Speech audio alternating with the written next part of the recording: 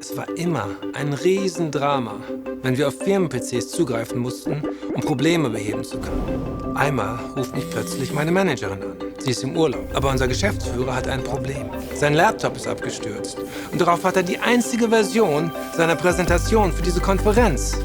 Der Laptop ist außerhalb der Firewall. Und weil er nicht hochfährt, kann ich vom Büro aus nichts machen. Ich muss hin, aber die Straßen sind dicht. Also renne ich runter, springe auf mein Fahrrad und spurte quer durch die Stadt. Ich schaffe es gerade noch rechtzeitig, das Gerät zum Laufen zu bringen, bevor unser Geschäftsführer auf die Bühne muss. Das war definitiv einer der stressigsten Tage in meinem Job. Wenn wir damals schon PCs mit Intel vPro gehabt hätten, hätte ich den Laptop gleich vom Büro aus reparieren können, obwohl er abgestürzt war. Zusammen mit erstklassiger Leistung, hardwareunterstützter Sicherheit und Stabilität hat man alles, was ein Firmen-PC braucht.